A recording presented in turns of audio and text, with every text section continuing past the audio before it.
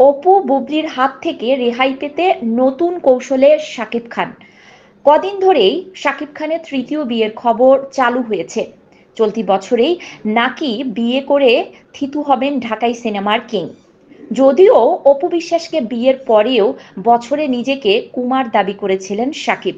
বিয়ের খবর সামনের আসার পর জানা গেল শাকিবের সন্তানের মাও হয়েছেন ঢাকাই সিনেমার কুইন। তেমনি ঘটে বুবলির ক্ষেত্রেও। তিনিও সাকিবের সন্তান সহ প্রকাশ্যে আসেন। এদিকে সাকিবের ডাক্তার পাত্রী খোঁজার বিষয়টি তার পারিবারিক সূত্র দিয়ে গণমাধ্যম সংবাদ প্রকাশ করে আসছে। সূত্রের খবর, এখনো ডাক্তার পাত্রীর সন্ধান পাননি এই সুপারস্টার।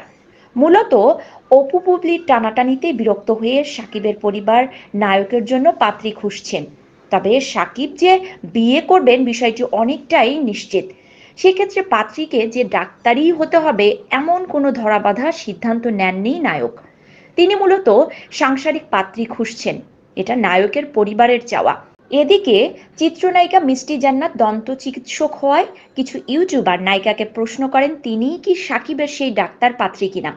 প্রশ্ন শুনেই নায়িকাকে সোনায় সোহাগা মনে হয়েছে। তার জবাবে স্পষ্টই বোঝা যায় এমন গুঞ্জন চলতে থাকলে মিষ্টির কোনো আপত্তি নেই। ক্যারিয়ারে এক যুগ শীর্ষে থাকা নায়কের ব্যক্তিজীবন গোছানোর জন্য কোন পাত্রীকে বেছে নেন তা সময়ই বলে দেবে।